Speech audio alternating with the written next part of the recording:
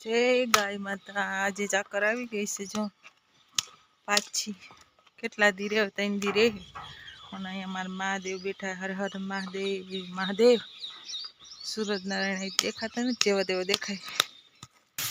જો આમ લગન છે, જો લગન છે તો આમ બધે માંડવા ખોડાય છે અને આર્યને અહીંયા ગાય મૂકવા જાય છે। અહીંયા અમારા બા વારે છે। જય માતાજી, જય શ્રી કૃષ્ણ અને હર હર મહાદેવ। મારા બ્લોગમાં તમારું સરસ હાર્દિક સ્વાગત છે। અને આજે સરસ વાર છે મંગળવાર, માં મોગલમાંનો વાર છે અને તારીખ છે 30/1/2024। એટલે સરસના દિવસની આપણે શરૂઆત કરી, માતાજીનું નામ લઈને શરૂ કરી। અને આજે અમારે ગામમાં રાંદલમાં તેડ્યા છે એટલે અહીંયા દર્શન કરવા જવાનું છે। રાંદલમાંના લોટા શણગાર્યા છે એટલે સાંજે બધા ગીત ગાવા ગયા હતા। હું નહોતી ગઈ કારણ કે મારે મહેમાન આવેલા હતા એટલે હું નહોતી ગઈ। અને અમે બધા દર્શન કરવા જઈએ અને માતાજીનો ઘોડો ખૂન છે રાંદલમાંનો, તો ત્યાં જાસી અમે। અને બને તો આપણે થોડોક વિડીયો ઉતારશી, નકર ફરીવાલા। સરસનો સુવિચાર છે કે દુનિયાનું સૌથી સારું ઘરેણું તમારી મહેનત છે અને સૌથી સારો સાથી તમારો નિર્ણય છે અને તમારો સ્વભાવ એ જ તમારું ભવિષ્ય છે। સરસનો સુવિચાર અને સરસના દિવસની શરૂઆત કરીએ। અત્યારે તો થોડું ઘણું કામકાજ હાલે છે અને પછી આપણે મળી થોડીક વાર પછી। એટલે જય માતાજી, જય શ્રી કૃષ્ણ। જો મારો વ્લોગ ગમતો હોય તો લાઈક, શેર અને સબસ્ક્રાઈબ કરજો। જય માતાજી। સરસ લીલી મેથી આવી છે ને આપણે બીટી નાખી વાતો કરતા કરતા। કાલ ચણા આવ્યા હતા, આજે મેથી બીટી અને બીજું શું કહેતી હતી, કંઈક સરસ વાત યાદ હતી પણ યાદ આવે તો। હવે લગ્નની પાછી સિઝન થોડીક ચાલુ થઈ છે અમારે ગામમાં અને મારી દીકરી બા નણંદબાના દીકરાના લગ્ન છે મેઘાવળ અર્જુનભાઈના, તો અહીંયા જવાનું છે લગ્નમાં ભાણુભાના। અહીંયા ધબધબાટી બોલાવવાની છે લગ્નની। અર્જુનસિંહ, હા અર્જુનભાઈ મારો વિડીયો જોતા હોય તો લાઈક, શેર અને સબસ્ક્રાઈબ કરજો। બહુ ડાયા ભાણુભા છે અમારા અર્જુનભાઈ। સાંગાણાના છે, એના ઘરના સાંગાણાના દીકરી છે। અહીંયા વેલ લઈને જવાનું છે સાંગાણા। અહીંયા બધા અમારું આખું કુટુંબ જવાનું છે લગ્નમાં। તારીખ કેટલી છે? 5-6 છે લગભગ, હા 5-6 તારીખના છે, બીજા મહિનાની। એટલે મા મહિનો આખો લગ્નમાં કાઢવાનો છે। જો આપણે ક્યાંય જવાનું નથી એટલે જવાનું હોય ને એને બધા લગ્નમાં કાઢવાનો, લાડવા ઉલાડવાના, લસકો ઉલાડવાનો।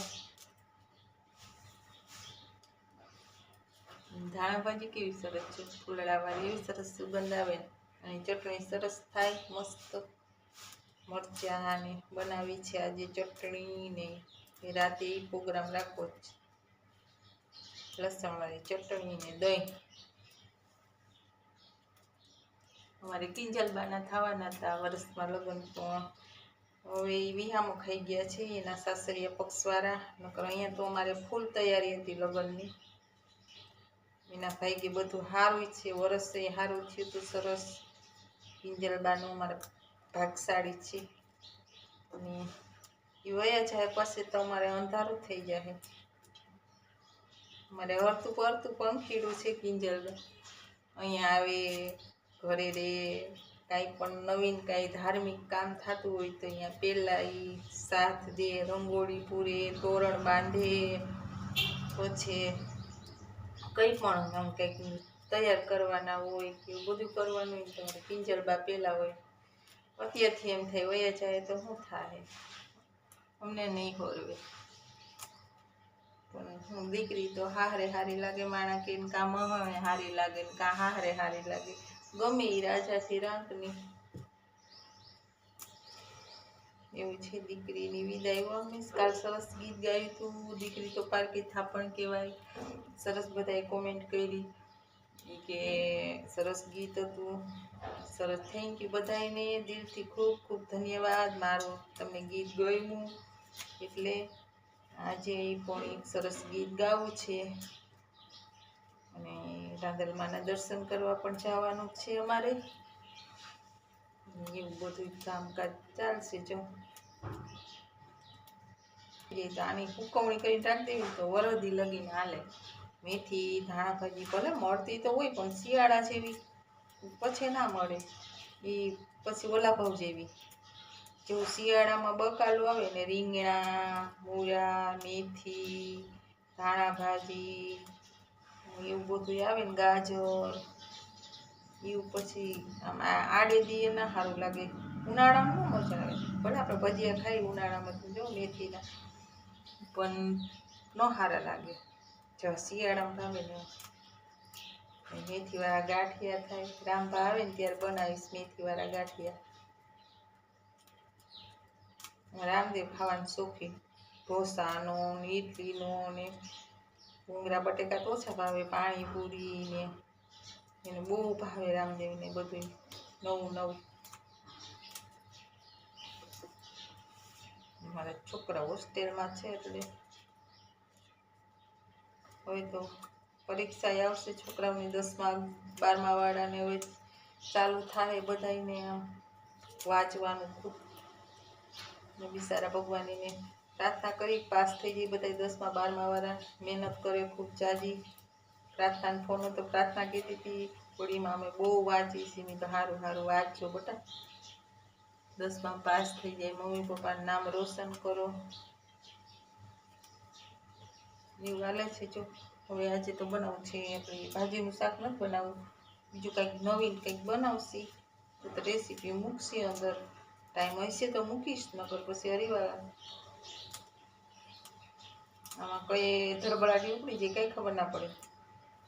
વિડીયો બનાવી હકી નહીં બનાવી હકી એટલે આ તો ધરાર 10-15 મિનિટ બનાવીને મૂકી.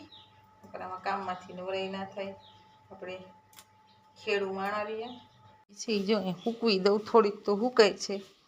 થોડીક હૂકવી દઉં એટલે સ્ટોક થઈ જાય. જો અહીંયા હૂકવી દીધી સરસ. છાંયે હુકાય ને એટલે એની સુગંધ એવી ને એવી રહે. પછી ફ્રીજમાં મૂકી દઈશ.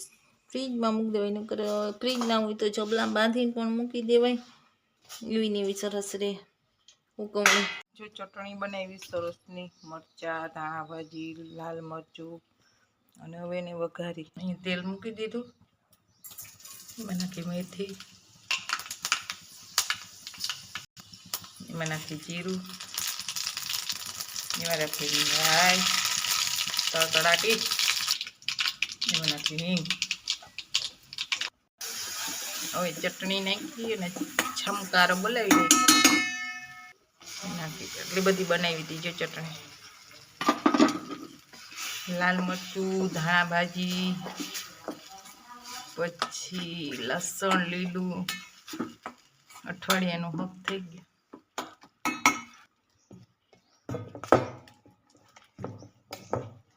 દૂધીનું શાક બનાવવું છે એટલે એની તૈયારી પણ કરી લઈએ આપણે. અહીંયા મૂકી દીધું તેલ ને હવે વઘાર લઈએ. અહીંયા આવ્યા છે રાંદલમાના લોટાસણ કરે ત્યાં દર્શન કરવા આવ્યા છે. ઘોડો ખૂંદવાનો છે તો દર્શન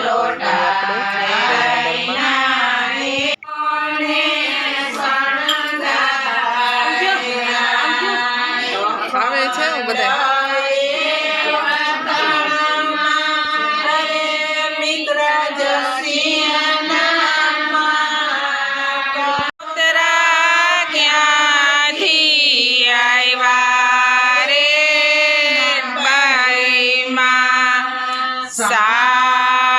સાધવણી છે રમા ભગીરથસિંહ છે રાજીયા જાણે જીવો ના નોતરાયા છે અમે આવ્યા રે નાગબાઈમાં ભગીરથસિંહ છે રાજીયા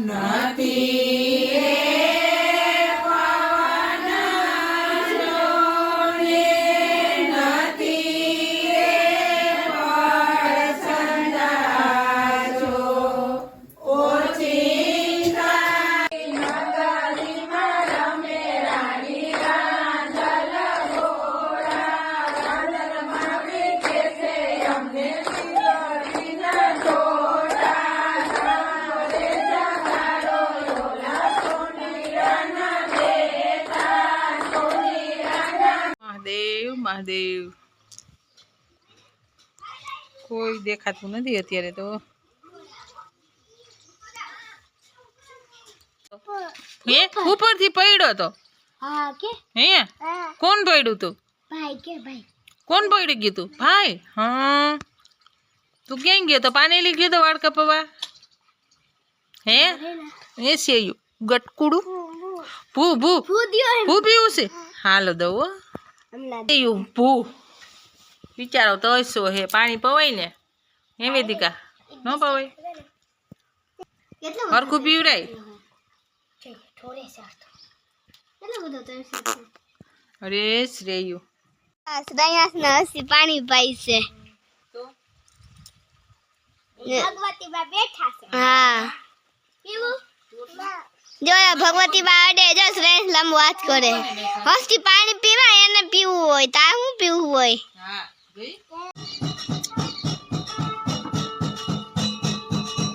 મહાદેવની આરતી થઈ મસ્ત સરસ વ્યૂ છે મહાદેવ